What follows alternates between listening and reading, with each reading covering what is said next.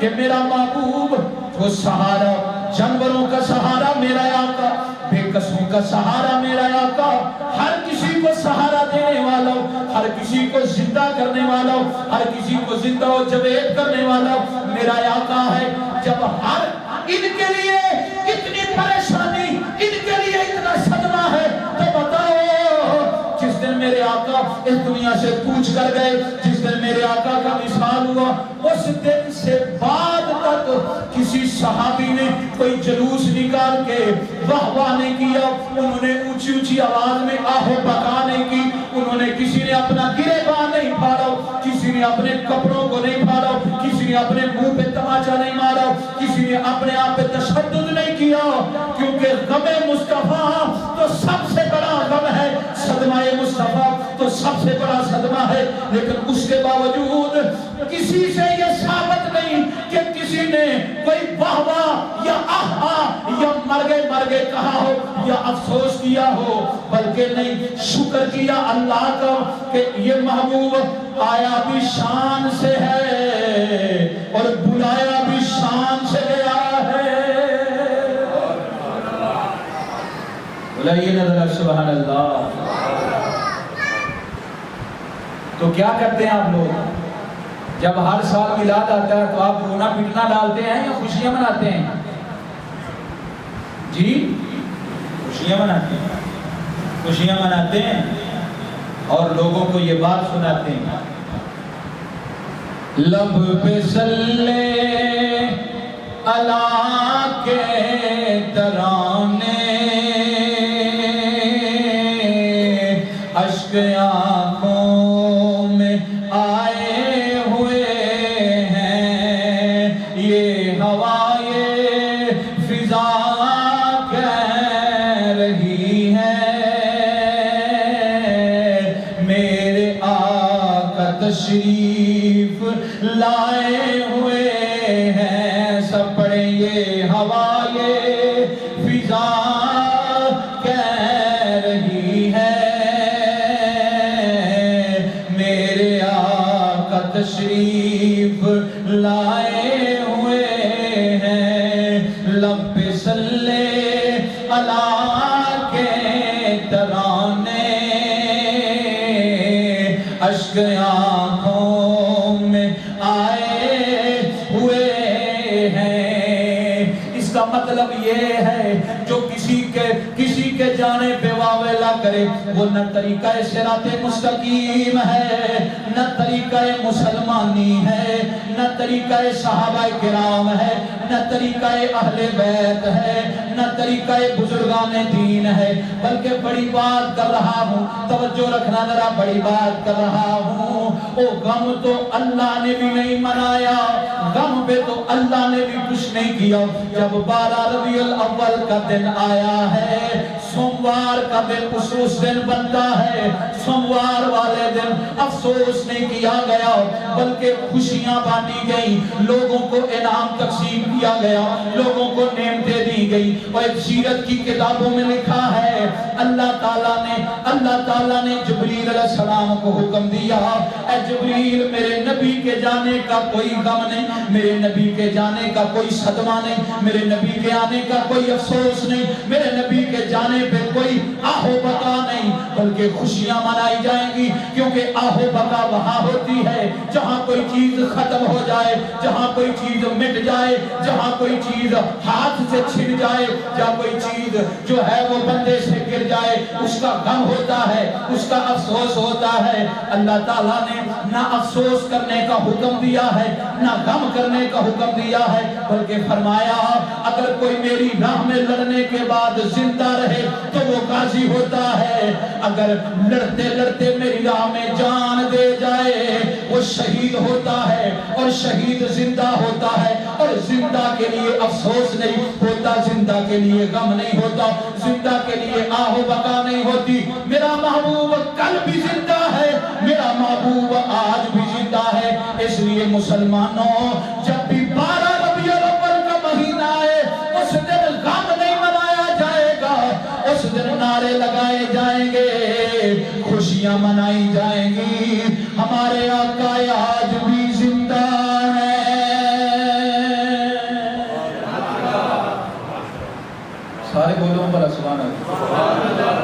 کئیاں دے وچ کہہ دا مولوی جنہ مرضی زور لا لا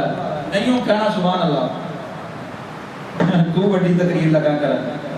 تے بھائی سبحان اللہ کرو گے میری جیب چ کہڑے پیسے آنے وہ تانوں ہی ثواب ملنا ہے کیوں جی وہ تانوں ہی ثواب ملنا ہے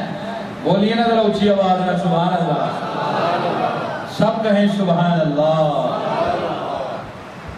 بھائی اللہ کا طریقہ اور اللہ کا یہ حکم ہی نہیں ہے کہ غم منایا جائے ہے ہی نہیں ہاں محبت میں آنسوؤں کو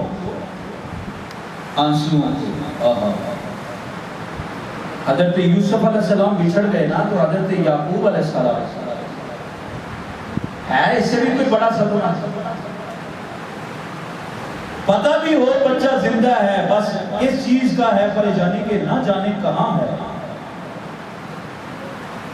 روتے روتے روتے یہاں آپ کی آنکھوں کے نیچے جو ہیں یہ نشان بن گئے حتیٰ کہ بعض تفاسیر روایت میں لکھا ہے کہ آپ کی آنکھوں کی جو روشنی تھی وہ چلی گئی اتنا روئے تو رونا منع نہیں ہے رونا منع نہیں ہے یہ میرے آقا نے یہ ہمارے لیے رکھا ہے کیوں کیونکہ درد کو اندر چھپا کے رکھنا یہ بہت بڑی بات ہے اس سے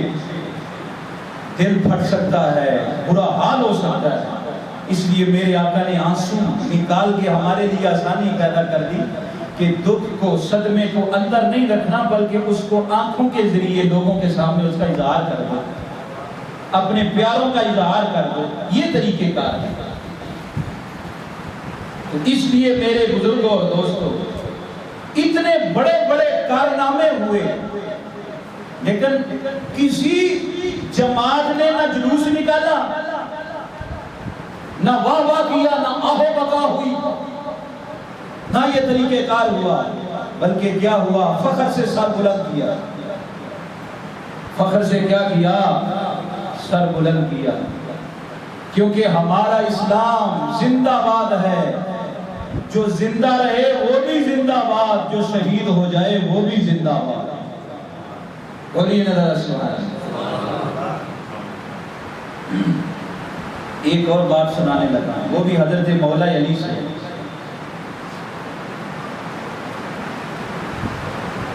علی کے نام لے کر مولا علی کا نام لے کر بھنگ اور چرس پینا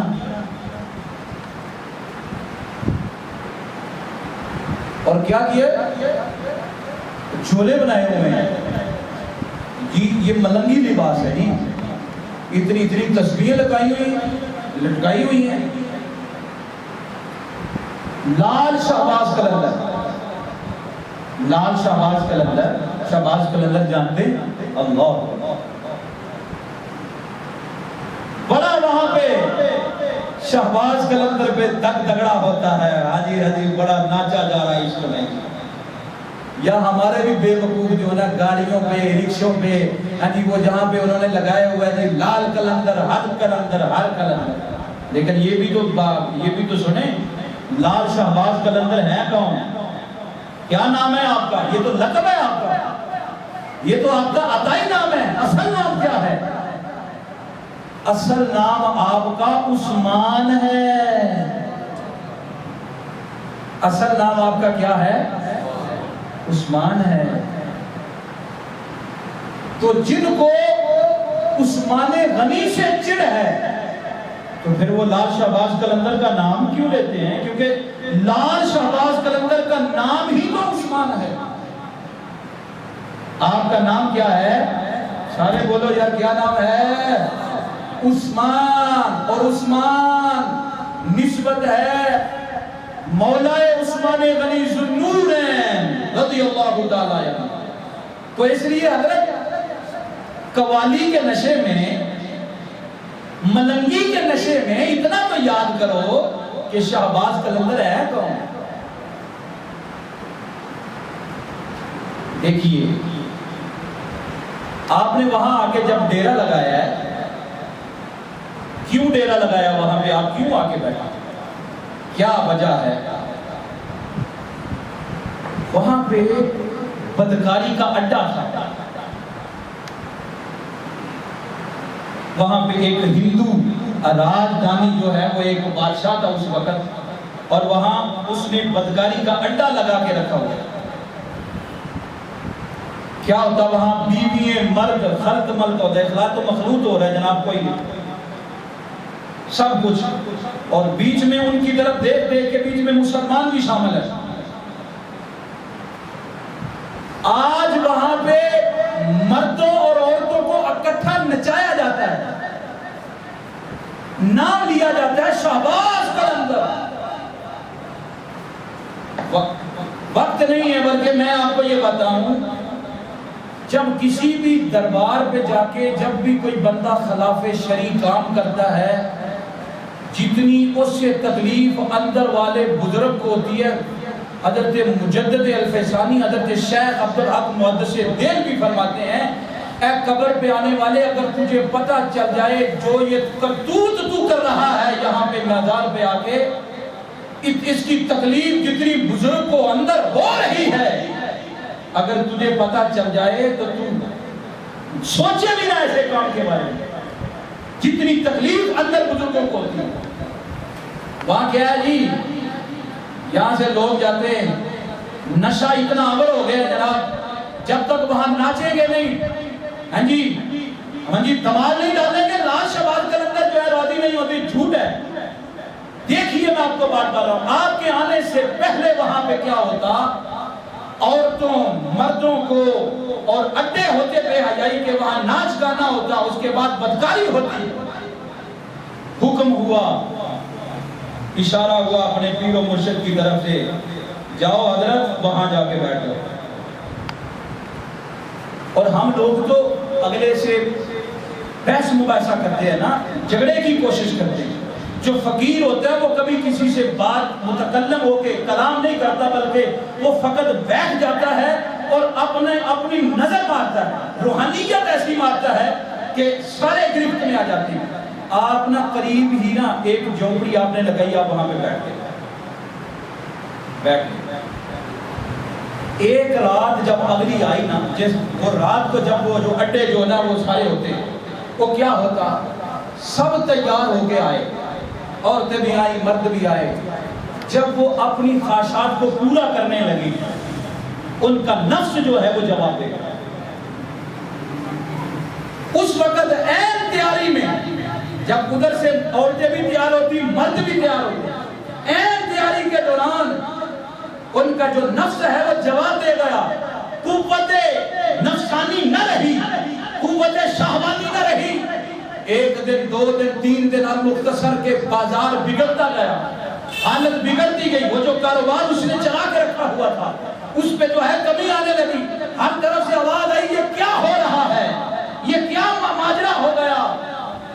کہا ایک باہر ایک فقیر بیٹھا ہوا ہے، جب سے وہ آگے بیٹھا ہوا ہے تب سے ہمارا کاروبار تباہ ہو گیا، ہمارے معاملات نہیں چل رہے۔ آپ کا ایک خلیفہ تھا، اس کو وہ پکڑ کے لے گئے، وہ بادشاہ کے پاس لے گئے، اور وہاں جا کے اس کو جو ہے اس کی بوٹی بوٹی کر کے دیگ کے اندر ڈال دیا گیا، اور کہا کہ آج دعوت اس خلیفہ جو اس فقیر کا یہ جو خلیفہ نا، آج دوپہر کی دعوت اس سے کریں گے، یہ گوشت آج کھایا۔ معاملہ یہ ہو گیا، سارا گوشت کی گھر چلا گیا، کسی نے کھا لیا جیسا۔ آپ کو پتا چلا، آپ آئے، جب بادشاہ کے سامنے کھڑے ہوئے تو بادشاہ کہنے لگا جب سے آپ آئے ہیں تو یہ ماجرا ہے۔ کہا پہلے جواب دے، میرا خلیفہ کدھر ہے؟ کہا وہ تو ہم نے، اس نے الزام لگایا کہ اس نے میری بیٹی کی طرف غلط نظر کی ہے، لہذا اس کو اس جرم کے عوض جو ہے اس کو ہم نے ذبح کر کے دیگ میں ڈال دیا ہے۔ آپ نے، تیرے علامہ کہتے ہیں تیرے آستان کا فقیر ہوں میں، خود اپنی نظیر ہوں۔ اللہ کا بندہ خود اپنی مثال ہوتا ہے، کسی سے لینے کی ضرورت نہیں ہوتی، کسی کو کہنے کی ضرورت نہیں ہوتی۔ جب نظر بند کی، آسمان کی طرف نظر اٹھائی، اشارہ دیگ کی طرف کیا، جی آپ کا خلیفہ جو ہے وہ اسی طرح دیگ سے نکل کے باہر آ جاتا ہے۔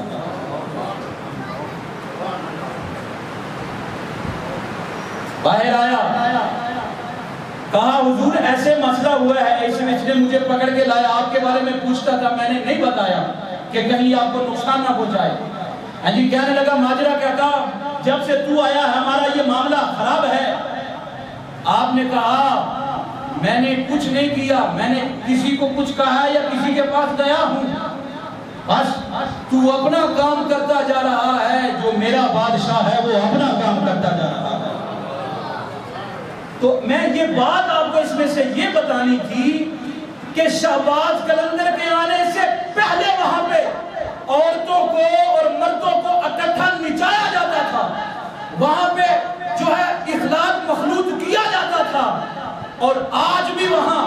یہ مشنیں لال شہباز قلندر کے خلاف ہے۔